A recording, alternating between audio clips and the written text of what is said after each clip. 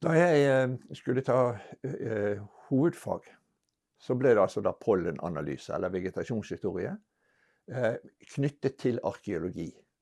Og det var da den samme arkeologen, Egil Bakka, som hadde funnet noen flotte steinalderboplasser i sundene som fører inn fra havet og inn i Lurefjorden. Og der var det sterk tidevannsstrøm, og der bodde folk, for der var mye fisk og fugl. Ja. Og min jobb der, det var også å finne ut om hvor høyt sto havet den gangen i steinalderen. Og hvordan har det forandret seg fra istiden og helt frem til i dag. Det var min jobb. Og da fikk jeg lov å bo i Egil Bakka sin arbeidshytte, populært kalt for Musebu. Og så hver dag så bodde jeg der og gikk ut på feltarbeidet. Og da hadde jeg merket til en ting. At det var et gjerde like i nærheten hvor jeg arbeidet. Det var en sånn lynghei hele området. Mens på den siden som hytten sto, der var det helt sånn jevn røslinghei. Men på andre siden av gjerdet, der var det grønne flekker av gras innimellom lyngen. Og jeg skjønte ikke, det så ut for meg at det var noen som hadde kuttet vekk lyngen. Og så begynte jeg å spørre på bygda om hvem som eide dette og hvorfor det var sånn. Og da fortalte de at jo, det var et søskenpar på Fonnes som het Klara og Mandus Fondenes. Og de levde på gamlemåten, sa de. Ja vel. Så jeg var jo alltid litt nysgjerrig på folk, så jeg banket på døren til Mandus og Klara, og fortalte hvem jeg var, og sånn, og sa jeg var så interessert i marken hans, for han gjorde dette. Og han så på meg, på denne unge studenten med bergensdialekt som kom der, og han var, for å si det sånn, litt forbeholden med det samme. Så jeg gikk i grunnen med fikk ikke helt svar på de spørsmålene jeg stilte.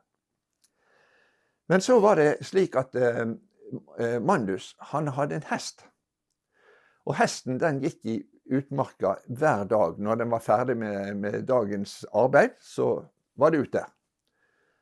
Og den hesten ble jo nysgjerrig på denne mannen som var ute i marka. Og jeg så på hesten, og så begynte jeg å gi den brød og litt gulrot etter middagen og forskjellig sånn. Og vi ble veldig gode venner, hesten og meg. Så den fulgte etter meg med en gang kom ut i marka, så var det rett bort der hvor jeg var, og fulgte etterpå hva jeg gjorde. Og da Mandus oppdaget det, at hesten og jeg var blitt gode venner, ja, da ble vi også gode venner. Mandus og Klara og jeg, vi kom sammen. Og så begynte de å fortelle meg, dette var i 1967, så begynte de å fortelle meg om hvordan de levde. Og jeg lærte altså da Mandus og Klara som to veldig intelligente mennesker, som ikke, de var jo søsken, så de hadde jo ikke barn. Så de hadde ikke noe, de hadde bare den siste delen av livet sitt. De var jo da over 70, begge to. Og de ville leve sånn som de hadde gjort bestandig i gamle dager. Tett kontakt med naturen, med fiske, og de hadde kyr og sauer, og passet på disse lyngmarkene sine. Og når de hadde for mye fløte eller melk og forskjellig sånt, så gikk de bort på butikken, og så byttet de rett og slett produktene med mat som de trengte, som ikke de kunne få på annen måte. Så etter hvert så begynte han å lære meg om hvordan han drev. Og da måtte det var slik at de måtte svi lyngen. Hva vil det si da? Jo, det betydde at når våren kom, sånn i mars-april, så var det tørt, Og da gjaldt det å få bort den gamle lyngen. For det var veldig viktig at det var en blanding av gress og lyng. Så der hvor det var for høy lyng, da måtte han frem med fyrstykken og tenne på. Og og så var det da å få akkurat den riktige balansen. For det at lyngen, det var først og fremst vinterfôret. Mens gresset, det var sommerfôret på dyrene. Når de brant vekk den gamle lyngen, så var det gras som kom opp først. Fordi at alt det trekullstøv og de råtne plantene, eller døde plantene, de gjødslet rett og slett bakken. Og dermed så kom gress opp i begynnelsen. Og så kom lyngen litt etterpå. Og dermed så måtte han flytte plass, altså han måtte lage en mosaikk av felt med lyng og felt med gras. Sånn var livet hans i utmarka. Og innmarka, den drev han ganske moderne da med. Han hadde fått seg en tohjulstraktor som han brukte, og hesking og sånt som de andre bøndene gjorde. Men utmarka var helt spesiell. Så det å komme ut til Fonnes og så være med på en brann av landskap, det var helt nytt for meg. Så jeg var ganske så nervøs. Så vi begynte 10:00 om morgenen, og da Amandus hadde forklart på forhånd at for at du skulle svi lyng, så måtte det være, bakken måtte være frosset, eller klissvåt. Og så måtte det være nordavind i 3 dager, sånn at vinden hadde tørket opp lyngen på toppen. Da kunne du tenne på. Så som sagt, 10:00 gikk vi ut i marken, og han tente på, og det ble en skikkelig brann ut av dette, og jeg var ganske nervøs. Og da klokken var 12, så sa han, nå må vi hjem og ete. Og vi syntes det var helt, og da var det full fyr fortsatt. Og vi bare gikk. Og hjem der, og fikk middag, og så så vi middagslur, alle sammen. Og så ut igjen sånn i 1:30-tiden. Og jeg tenkte at nå hele Fonnes i brann. Brannen var slukket. Han visste inderlig godt at når brannen sto i den retningen, og han hadde stoppet den i bakkant, så ville vinden føre ilden ned mot sjøen. Og dette hadde han lært av sine foreldre, som igjen hadde lært av sine foreldre. Dette han gjennomførte en tradisjon som jeg senere lærte var flere tusen år gammel. Altså, da jeg var ferdig med hovedfagsoppgaven i 1970, og leverte eksamen og alt sammen, så satt jeg meg ned og leste meg opp om hva som var skrevet om lynghei i Norge. Og det var veldig negativt.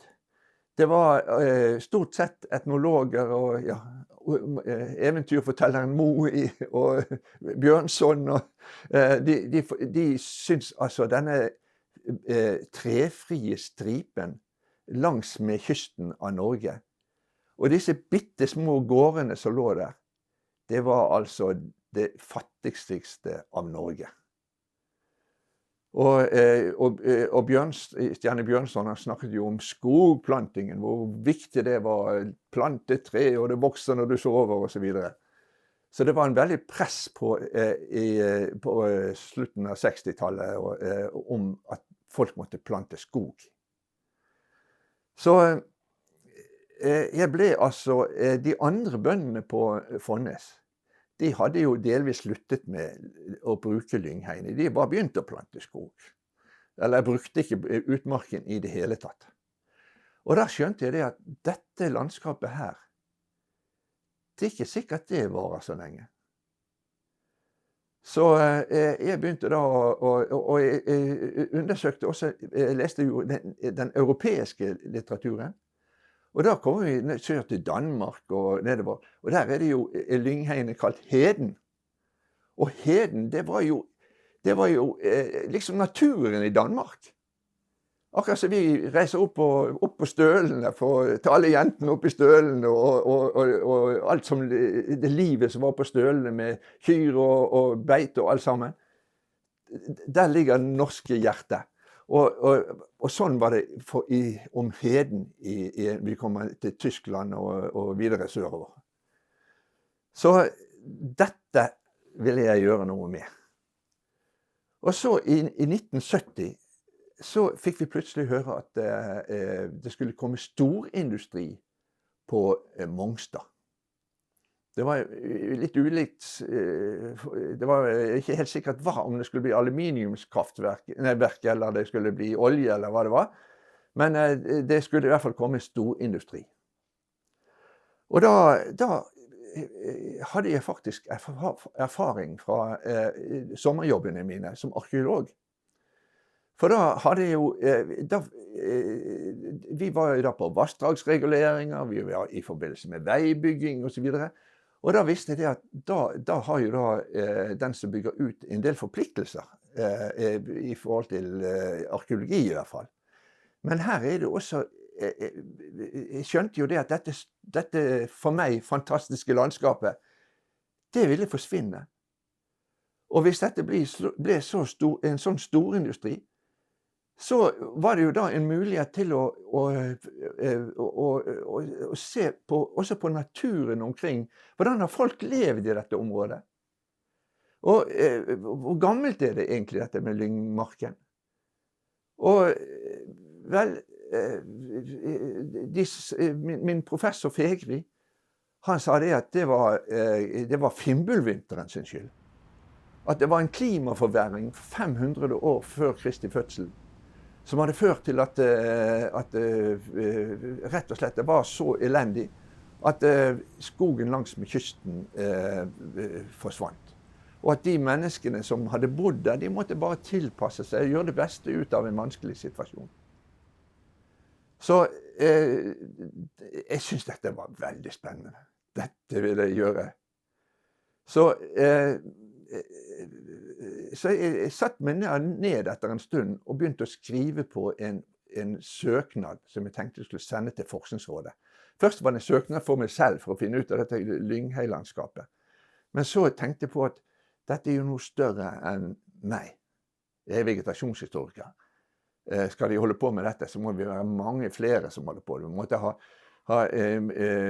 botanikere som driver med dagens vegetasjon, som kunne lage kart og så videre sånn over dette og vise. Og vi måtte ha andre typer mennesker som historikere som kunne fortelle om hvordan folk har levd i dette området. Og hvordan de klart seg. Var det så dårlig som de etnologene sa? Eller... For jeg ble jo godt kjent med Mandus og Klara gjennom da en god del år. Og jeg så det at det var ikke noe synd på de. De levde et godt liv, og de levde jo akkurat som deres forfedre gjorde på 1800-tallet. Så dette her, det kan ikke være så gale som det ble sagt. Så jeg satt meg ned. Lavet tankene om et tverrfaglig prosjekt med naturvitere, med historikere og med samfunnsvitere. Så skulle jeg lave en oversikt over hvordan dette landskapet var før Mongstad-industrien kom. Virkningene av Mongstad, det ville vi også ha inn i prosjektet. Altså, for det at det ville bli luftforurensinger, og vi var jo sikre, og jeg hørte fra kommunen at de skulle bygge helt ny riksvei utover. Det ville bli mange arbeidsplasser, og det ble byggefelt og det hele. Vi skjønte at hele landskapet her ville forandre seg. Så derfor måtte vi ha et stort, hvitt prosjekt. Og Forskningsrådet de bevilget da til dette prosjektet Arnfinn Skogen ble den første lederen av det, for han var jo 10 år eldre enn meg, og han hadde den erfaringen jeg manglet. Og vi satte i gang. Og etter et år så var vi altså 19 forskere og studenter fra 12 fag på universitetet og 3 fakulteter. Altså et veldig stort og bredt prosjekt. Jeg tror ikke det var så mange slike prosjekter som var gjennomført i Norge av det der. Så vi brukte veldig mye arbeid i begynnelsen på å strukturere det hele. Og det var det at vi måtte passe på at alle ikke gjorde mer enn det de skulle holde på med sitt eget fag, men de måtte være åpne for nabofaget. Så vi måtte dele inn prosjektet i 3 grupper på en måte. Sånn at, som da var så samarbeidet nærmt med hverandre. Og så hadde vi da en sånn plenumsgruppe over dette her. Der var det fellesmøte. Altså vi måtte redusere antall møter, ellers ble det bare preik. Vi måtte sørge for at det var veldig klare problemstillinger for hver enkelt. Altså hver forsker fikk ikke bare lov til å gjøre det de selv hadde lyst til. Her må de en struktur som de måtte følge for å få det til. Så var det mange unge studenter. Og vi hadde da nettopp hatt studentrevolusjonen. Så vi hadde jo 4 marxist-leninister med i dette her. Og så jeg selv var jo ikke det. Jeg kom jo fra et pent akademisk hjem i Bergen, og var jo da på borgerlige siden. Sant? Og så der var politiske sider ved det. Og det var også det at de enkelte fagene jo forskjellige. Sant? Så det var en kamp. Så etter knapt 2 år så måtte jeg overta ledelsen av hele prosjektet. Og det kostet meg dyrt, det må jeg bare si. For det var altså å styre et sånt prosjekt og få det ferdig, det var anstrengende. Men botanikerne, de andre botanikerne, der gjorde vi det sånn at vi delte landskapet i Nordhordland inn i såkalte modellområder. 10 modellområder, for vi har ikke kapasitet til å undersøke alt. Og de modellområdene, der prøvde jeg å samle så mange forskere som mulig på hver av de 10 modellområdene. Sånn at vi fikk noen felles steder å arbeide på. Så der fikk vi altså historier om vegetasjonen, hvor den i dag. Vi fikk om jordbunnen, altså om kvartærgeolog som undersøkte jordbunnen. Vi fikk klimatologene som fortalte om klima i dag. Vi fikk 10 nye klimastasjoner som Meteorologisk institutt og dette prosjektet tok felles om i de årene som vi holdt på med Lindås-prosjektet. Og det var delvis på grunn av Mongstad. På grunn av luftforurensning, sant? At vi skulle få målt det på forskjellige måter. Og så var det da historikerne, altså arkeologene fortalte om de som ga oss forhistorien til dette. Sigrid, konen min, som går ut av denne gården på Lurikalven som Mons Kvamme arbeidet med.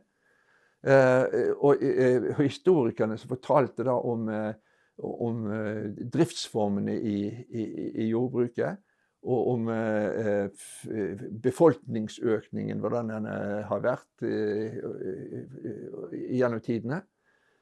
Og vi hadde, for å komme tilbake til naturvitenskapen igjen, vi hadde jo da mikrobiologer som var med.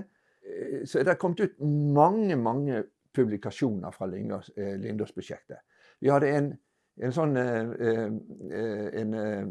rapportserie på nesten 40 artikler.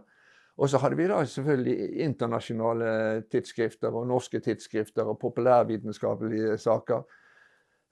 Forskningsnytt skrev vi, og vi hadde radioprogrammer med jevne mellomrom hvor vi fortalte fra arbeidet vi gjorde.